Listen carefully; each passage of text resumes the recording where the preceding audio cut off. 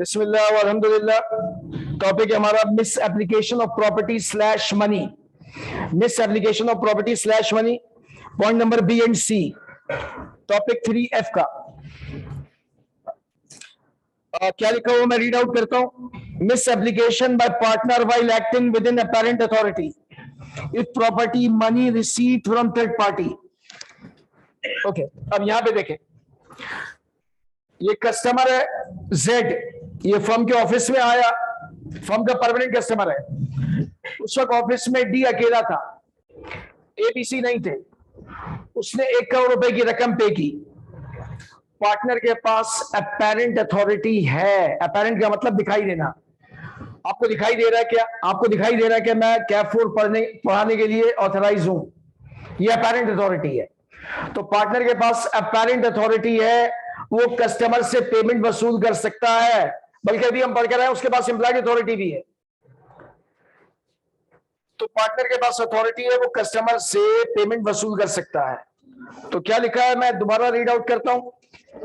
This application by partner while acting within apparent authority if property money received from third party।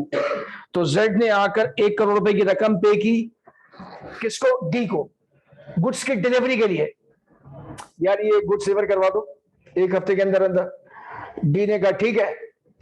उसने 1 करोड़ रुपए की रकम ली और बेगम के साथ निकल गया वो दुबई की ट्रिप पर, टर्की के ट्रिप पर। वो रकम उसने उड़ा दी, गबन कर दी, मिस अप्लाई कर दी, मिस अप्रोप्रिएट कर दी। Again the whole firm is liable.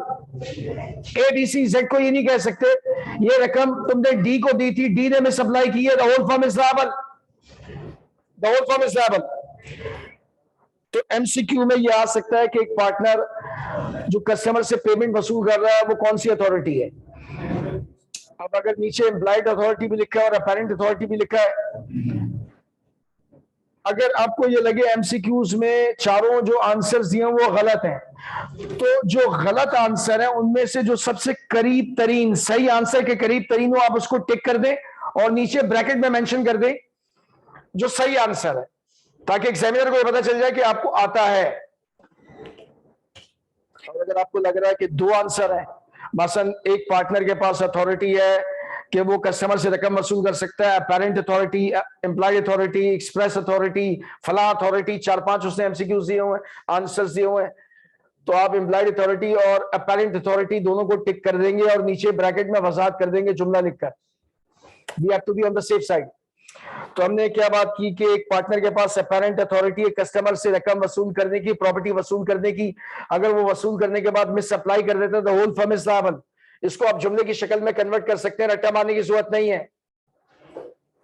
अब नीचे आते हैं number C, misapplication by partner when receipt by firm if received by accountant slash manager of the firm. अब दोबारा ये डायग्राम देखते हैं।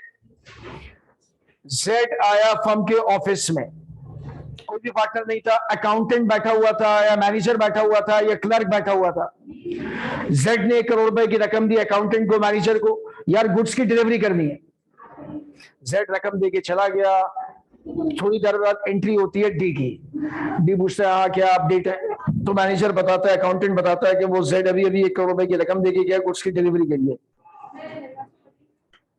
तो जेड कहता है अल्लाह रकम मेरे हवाले करो।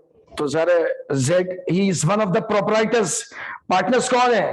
वो कलेक्टिवली इज्तिमाई तौर पे फर्म के बिजनेस के प्रोपराइटर हैं। मैनेजर अकाउंटेंट कौन है? एम्प्लॉई है। वो अपने बॉस को, प्रोपराइटर को, मालिक को इनकार नहीं कर सकता।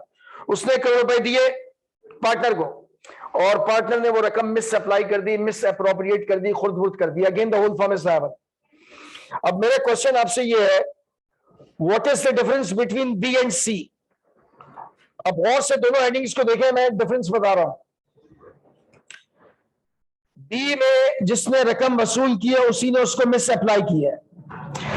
सी में रकम वसूल की एक ने, यानी अकाउंटेंट ने या मैनेजर ने, और मिस अप्लाई किया किसी दूसरे ने।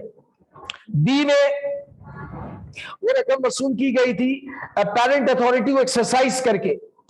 सी में वो रकम वसूल की गई है while acting in the usual course of the business of the firm. B में वो रकम प्रॉपर्टी फर्म की कस्टडी में आई नहीं। बी में वो प्रॉपर्टी रकम फर्म के पोजेशन में आई नहीं, फर्म की कस्टडी में आई नहीं।